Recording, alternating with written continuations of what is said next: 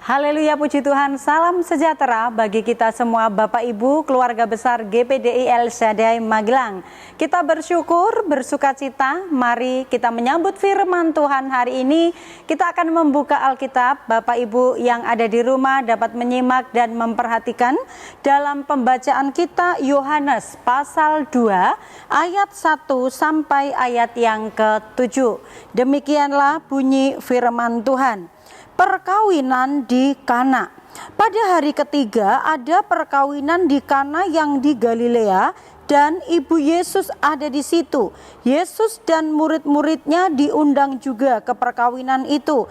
Ketika mereka kekurangan anggur, ibu Yesus berkata kepadanya, "Mereka kehabisan anggur." Kata Yesus kepadanya, "Mau apakah engkau daripadaku, ibu? Saatku belum tiba." Tetapi ibu Yesus berkata kepada pelayan-pelayan, "Apa yang dikatakan kepadamu, buatlah itu." Di situ ada 6 tempayan yang disediakan untuk pembasuhan menurut adat orang Yahudi.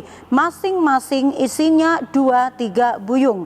Yesus berkata kepada pelayan-pelayan itu, "Isilah tempayan-tempayan itu penuh dengan air," dan mereka pun mengisinya sampai penuh. Puji Tuhan, Bapak Ibu, kisah tentang perkawinan di Kana ini tentu saja bukanlah cerita yang asing bagi kita. Mungkin mulai dari kita waktu masih di sekolah minggu sudah pernah mendengarkan atau bahkan sering mendengarkan kisah tentang mujizat Yesus yang dilakukan di Kana dalam sebuah perkawinan ini. Nah, Bapak Ibu yang dikasih oleh Tuhan, kalau kita berbicara tentang sebuah pesta, tentunya dalam pesta itu yang sangat menonjol adalah sebuah kemeriahan, ya, hingar-bingar, mungkin musiknya, mungkin banyaknya tamu undangan, dan itu tentu saja mendatangkan banyak sukacita. Dan namanya sebuah pesta tentu saja pasti mendatangkan sebuah kebahagiaan, sukacita, baik bagi mempelai, keluarga, ataupun bagi para tamu undangan yang menghadirinya. Nah, bagaimanakah jikalau sebuah pesta tersebut ada sebuah masalah? Seperti yang terjadi di dalam perkawinan yang ada di Kana ini. Dikatakan masalah yang mereka hadapi adalah kehabisan anggur, ya. Nah, di ayat yang ketiga, waktu Maria melihat situasi dan keadaan, dan di situ dikatakan dia mengetahui bahwa mereka kehabisan anggur, maka Maria segera memberitahukannya kepada Yesus pada waktu itu, ya, di ayat yang ketiga. Nah, dan apa yang diharapkan oleh Maria? Tentu saja dia mengharapkan Yesus yang dia sendiri mengetahui, karena waktu di dalam kandungan dia tahu anak yang dikandungnya ini bukan manusia biasa, ya, tetapi dia mengandung dari Roh Kudus. Jadi dia punya harapan bahwa benar Yesus ini adalah Sang Mesias. Pasti Yesus memang secara darah, ya, secara fisik memang anak dari Maria, tetapi Maria tahu bagaimanakah asal-usul Yesus, anak yang dikandungnya berasal dari Roh Kudus, yaitu Sang Mesias itu sendiri. Maka dia mengatakan itu kepada Yesus, "Mereka kekurangan anggur." Apa tujuan dari yang disampaikan oleh Maria adalah supaya Yesus berbuat sesuatu. Nah, dari kisah ini kita melihat Yesus melakukan mujizat benar di dalam pesta perkawinan yang ada di Kana ini, Bapak Ibu, ya. Namun di balik pesta ada satu benda yang dipakai oleh Yesus untuk melakukan mujizat ketika mereka kehabisan anggur, ya. Nah, tempat yang sederhana ini, saya memberikan tema firman Tuhan hari ini adalah sederhana tapi berguna, ya. Tempat sederhana yang dipakai oleh Yesus untuk melakukan mujizat air menjadi anggur dalam perjamuan kawin di Kana ini adalah di dalam ayat yang ke-6 tadi. Dikatakan di sana, di situ ada 6 tempayan yang disediakan untuk pembasuhan. Menurut adat orang Yahudi, masing-masing isinya 2-3 buyung. Ada di ayat yang ke-6 adalah tempayan, atau kata lain adalah bejana. Nah, bejana ini dikatakan sebuah wadah yang disiapkan pada waktu itu untuk pembasuhan kaki. Karena setiap tamu undangan yang ada di sana, mereka sebelum memasuki ruangan mereka harus membersihkan kaki mereka terlebih dahulu. Itu sebabnya tiap-tiap rumah dan di tempat pesta ini juga disediakan ada 6 tempayan, dikatakan 6 bejana yang disiapkan di depan rumah. Ya, orang yang memiliki pesta ini disediakan air untuk pembasuhan kaki. Nah, bejana ini ya, tempat yang menampung air ini tempat yang sederhana. Itu sebabnya tempat yang sederhana ini mungkin tidak terlalu diperhatikan oleh para tamu ya. Mereka hanya menyediakan begitu saja karena alat ini atau tempat ini hanya dipakai untuk membersihkan kaki para tamu undangan. Nah, 6 bejana yang sederhana ini Bapak Ibu, gambaran siapa ya?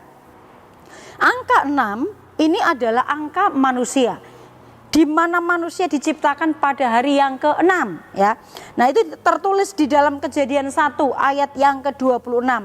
Kemudian berbicara tentang bejana juga Yeremia 18 ayat yang ke-4, itu bahwa yang dibentuk dari tanah liat ya, bejana dibentuk dari tanah liat.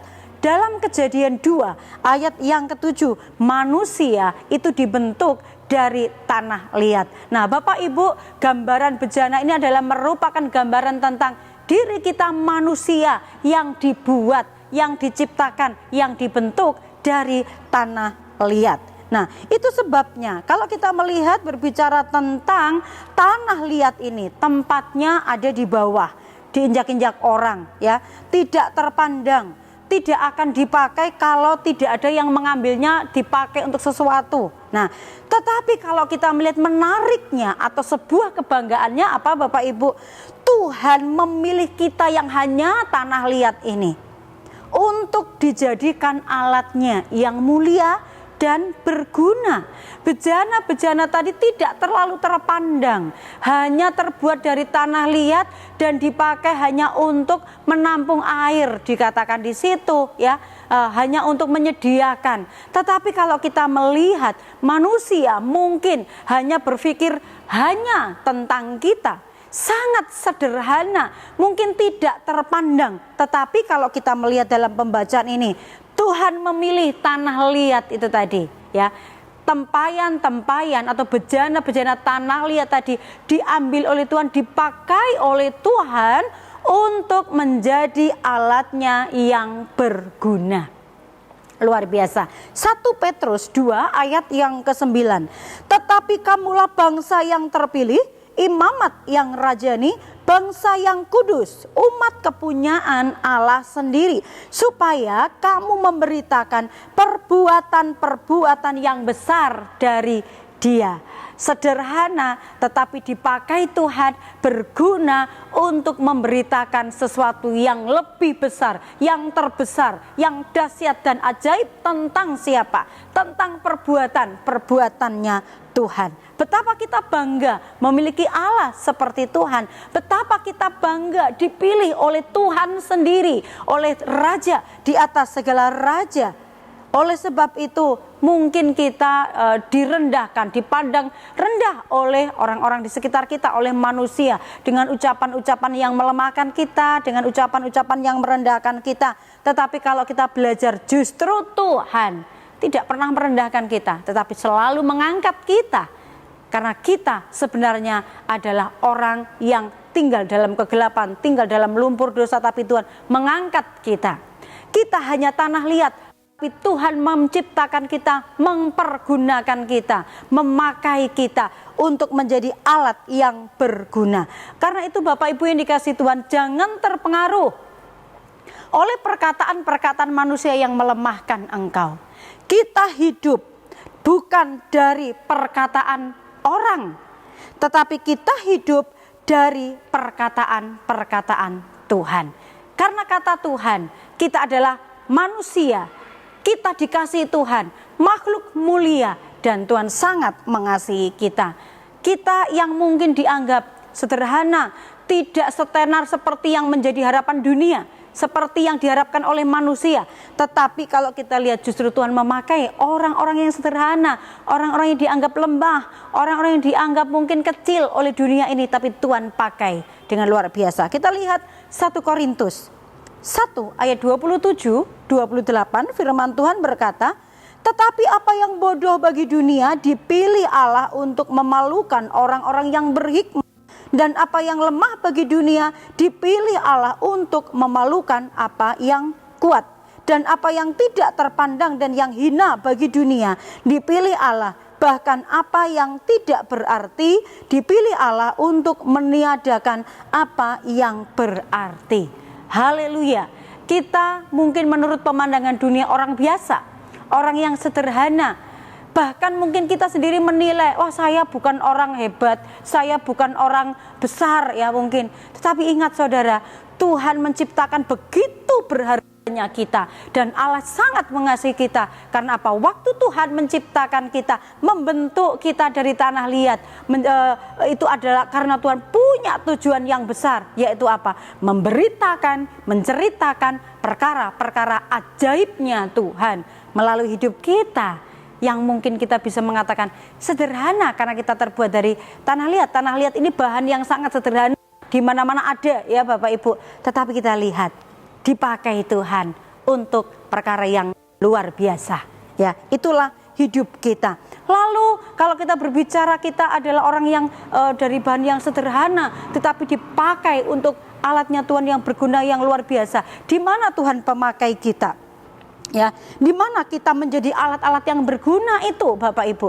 Yang pertama saya catat, kita mungkin ada di keluarga, sebagai suami, sebagai istri, kita berguna, berfungsi sebagai suami yang mengasihi istri, sebagai kepala keluarga yang baik, mengayomi, mengasihi istri dan anak-anak. Sebagai istri, berguna, bermanfaat, mengasihi suami, menghormati suami, memberikan perhatian pelayanan yang baik bagi suami dan anak-anak, menjaga keutuhan keluarga, menjaga perasaan dari suami dan anak-anak. Dan semua itu menjadi suami yang berguna, istri yang berguna, dan mendatangkan berkat di tengah-tengah keluarga. Kita juga menjadi alat yang berguna di dalam gereja. Bapak Ibu, apapun bentuk pelayanan Bapak Ibu berguna ya. Entah itu Bapak Ibu tidak terlibat dalam pelayanan di mimbar di depan yang terlihat, atau di depan kamera ya yang harus menyampaikan firman atau memimpin pujian, singer atau musik. Bapak Ibu mengambil bagian dalam pelayanan di gereja, berdoa yang tidak terlihat mungkin oleh orang banyak, tetapi berguna untuk pelayanan pekerjaan Tuhan. Bapak Ibu berguna menjadi alat yang luar biasa yang dipakai oleh Tuhan. Bapak Ibu saudara atau saudara-saudari yang saat ini bekerja di tempat pekerjaan saudara, maka saudara juga menjadi pegawai atau menjadi pimpinan atau menjadi siapapun di dalam pekerjaanmu, menjadi orang yang berguna. Ya, memberikan dampak, menjadi berkat bagi orang banyak yang ada di dalam tempat pekerjaanmu. Kita menjadi berguna, alat yang berguna juga di tengah-tengah masyarakat. Ketika kita bersosialisasi dengan masyarakat, ya, kita menjadi berkat, kita bisa menolong mereka, membantu mereka dengan orang-orang yang ada di sekitar kita, memperhatikan orang-orang yang membutuhkan pertolongan kita, mendorong, menguatkan orang-orang yang ada di dekat kita. Menjadi alat yang berguna. Itu tujuan Tuhan di dalam kehidupan kita. Oleh sebab itu, mari kita melihat hal-hal yang baik yang Tuhan beri. Karena memang Tuhan menciptakan kita bukan untuk tujuan yang buruk, tetapi Tuhan menciptakan kita menjadi alat kemuliaan Tuhan, berguna untuk menjadi berkat bagi setiap sesama kita dan untuk kemuliaan nama Tuhan. Dimanapun Tuhan menempatkan kita, saudara, mari kita menjadi alatnya yang berguna supaya apa yang kita kerjakan benar-benar dapat menyatakan, menyaksikan kebesaran dan kedahsyatan Tuhan kita Yesus Kristus. Puji Tuhan Bapak Ibu, Tuhan memberkati kita, kiranya setiap firman itu menguatkan, menjadikan kita orang-orang yang semakin teguh di dalam pengiringan kita kepada Tuhan. Terima kasih bagi Bapak Ibu yang senantiasa dengan setia mendengarkan Renungan 79. Bapak Ibu diberkati, Bapak Ibu dikuatkan. Dan bagi Bapak Ibu yang ingin memberikan kesaksian, baik itu pemulihan, berkat Tuhan, ataupun Bapak Ibu yang ingin menyampaikan doa secara khusus, meminta dukungan doa, Bapak Ibu dapat menyampaikannya di dalam chat WhatsApp 0813 274 288. Mari kita bertumbuh bersama sebagai keluarga GPD LCD Magelang untuk kita semakin kuat di dalam Tuhan. Mari kita menerima firman Tuhan ini dengan ucapan syukur. Kita tundukkan kepala kita berdoa. Kami bersyukur buat setiap anugerah Tuhan, kebaikan Tuhan, dan juga setiap firman yang kami boleh dengar hari ini. Jadikan kami sebagai alat-alat yang sadar bahwa hidup kami diciptakan oleh Tuhan menjadi alat yang berguna, menjadi berkat, menjadi kesaksian untuk menyatakan dan memberitakan tentang kebesaran-kebesarannya Tuhan. Berkati umat-umat-Mu keluarga GPD LCD Tuhan, kiranya keluarga GPD LCD Magelang mendengar perkataan-Mu dan melakukannya, sehingga keluarga GPD LCD sama dengan orang yang bijaksana yang mendirikan rumahnya di atas batu, yang memiliki kekuatan, dan kekuatan kami hanyalah ada di atas batu karang yang teguh, yaitu Engkau Tuhan dan Juru Selamat kami. Terima kasih, kami bersyukur terima firman Tuhan ini dalam nama Yesus. Haleluya. Amin.